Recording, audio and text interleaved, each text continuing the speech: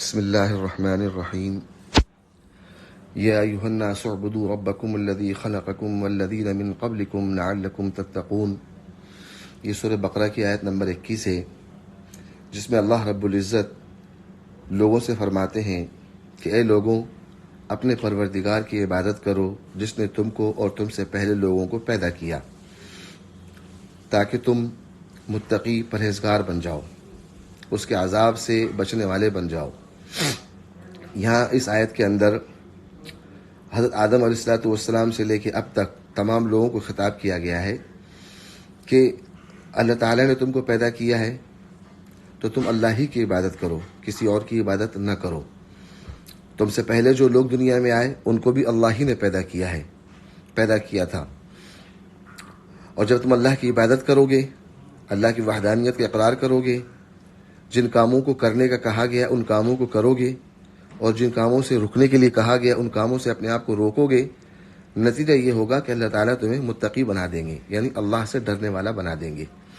اس کے بعد کی آیت ہے الذی جعل لکم الارض فراشا والسماء بناء وانزل من السماء ماء فاخرج به من الثمرات رزقا لکم فلا تجعلوا للہ اندادا وانتم تعلمون۔ اس آیت مبارکہ میں اللہ رب العزت فرما رہے ہیں، اپنی قدرت کو بیان کر رہے ہیں کہ جس نے تمہارے لیے زمین کو بچھونا بنایا اور آسمان کو چھت بنایا اور آسمان سے بارش نازل کی، تمہارے لیے طرح طرح کے میوے زمین سے پیدا کیے، بس جان لو کہ اللہ تعالیٰ کا کوئی ہمسر، اللہ تعالیٰ کے ساتھ میں کسی کو نہ بناؤ، یعنی اللہ تعالیٰ کی طرح کسی کو نہ بناؤ، اور نہ اللہ تعالیٰ کے ساتھ میں کسی کو شریک کرو، اور نہ یہ سمجھو کہ اللہ تعالیٰ اپنی اس کائنات کو چلانے کے لیے کسی کا محتاج ہے۔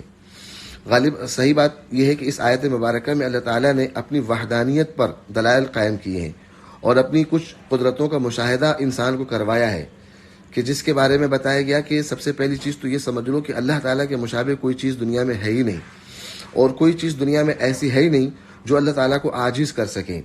اب یہ دیکھ لیں آپ کہ اللہ تعالیٰ نے آسمان کو کتنا بلند بنایا،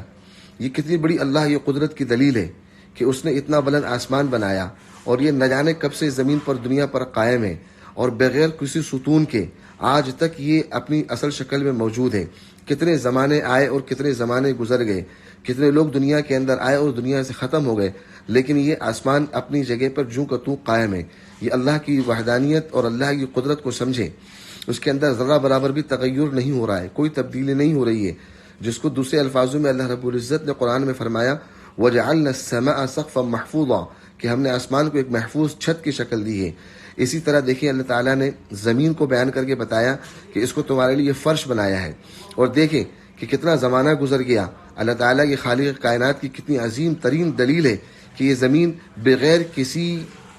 سہارے کے آج تک ویسی ہی ہے جیسے اللہ تعالیٰ نے اس کو بنایا ہے۔ اس سے بھی معلوم ہوتا ہے کہ اللہ تعالیٰ کو کوئی چیز عاجز نہیں کر سکتی۔ زمین آسمان کے اس کارخانے میں اللہ تعالیٰ نے ہمارے لیے کیا کچھ نہیں رکھا ہے، یہ تمام کی تمام چیزیں، اس کی جو نعمتیں ہم دیکھ رہے ہیں، اور جن نعمتوں کو اللہ رب العزت بار بار یاد دلاتے ہیں، دراصل صرف اس لیے کہ ہم اللہ کی قدرت کو پہچانیں، سمجھیں کہ اس کائنات کو چلانے والا صرف وہی ایک پروردگار ہے۔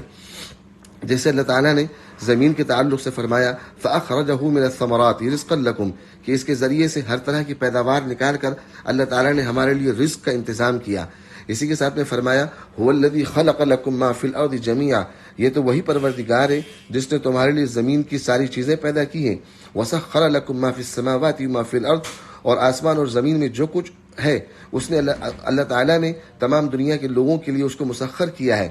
قُلْ مَنْ حَرَّمَ زِينَةَ اللَّهِ الَّتِي أَخْرَجَ لِعِبَادِهِ وَالطَّيِّبَاتِ مِنَ الرِّزْقِ، یہ تمام کی تمام چیزیں کہ جو کچھ اللہ تعالیٰ اپنے بندوں کے لیے پاک صاف نکال رہے ہیں اس کو کھاؤ، جس کو حلال کیا گیا ہے اس کو تم اپناؤ، اور جس کو حرام کیا گیا ہے اس سے تم اپنے آپ کو روکو۔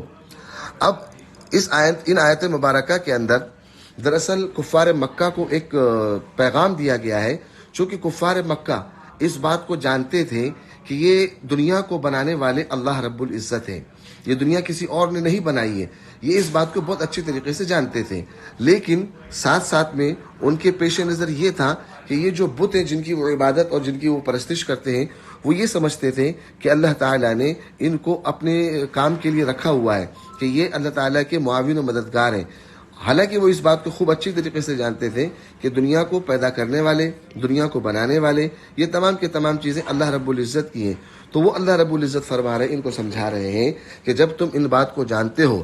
کہ اللہ تعالیٰ نے سب کو پیدا کیا، تم کو بھی اور تم سے پہلے لوگوں کو بھی، اس آسمان کو بھی، اس زمین کو بھی، اس پہاڑ کو بھی، اور جو کچھ اس کے اندر ہے، بارش کا نزول ہونا، زمین سے فصلوں کا نکلنا، کھانے پینے کی چیزوں کا نکلنا، جب یہ سب کا سب اللہ رب العزت کر رہے ہیں، آسمان کو بغیر ستون کے کھڑا کر رہے ہیں، زمین کو اتنا ہموار کیا ہوا ہے، جب اللہ تعالیٰ اس میں کسی چیز کے کسی کی مدد کے محتاج کے ضرورت مند نہیں ہے، تو تم کیسے سمجھتے ہو کہ اللہ کو دیگر کاموں کے لیے ان بتوں کی ضرورت ہے جن کی تم پرستش کرتے ہو؟ اسی تعلق سے ان دو آیتوں کے اندر فرمایا کہ یا ایھا الناس اعبدوا ربکم الذی خلقکم والذین من قبلکم لعلکم تتقون، کہ لوگوں ایک اللہ کی عبادت کرو. یہ زمین آسمان اور تم سے پہلے اور اب تک جو پیدا ہوا اور آخرت تک جو کچھ پیدا ہونے والا ہے، یہ سارا کا سارا نظام اللہ تعالیٰ تنہا چلا رہے ہیں. اسی لیے عبادت اور پرستش صرف اللہ کی جائے گی، کسی اور کی نہیں کی جائے گی. دوسری آیت میں اللہ تعالیٰ نے اپنی کچھ قدرتوں کا ذکر کیا اور دلیل کے طور پر بتایا کہ دیکھو یہ سب کچھ کرنے پر اللہ تعالیٰ کو کسی کی ضرورت نہیں ہے، اور اللہ تعالیٰ اپنے کام میں کسی کے محتاج نہیں ہے، اور نہ ہی دنیا کی کوئی طاقت اللہ تعالیٰ کو اس کے کام میں عاجز کر سکتی ہے کہ آپ یہ کریں اور وہ نہ کریں. وہ تنہا اس کائنات کا مالک ہے. اسی لیے ہم پر لازم ہے کہ ہم ایک اللہ کی عبادت کریں، اس کے علاوہ کسی اور کو اس کے ساتھ میں شریک نہ کریں. باقی انشاءاللہ آئندہ کل.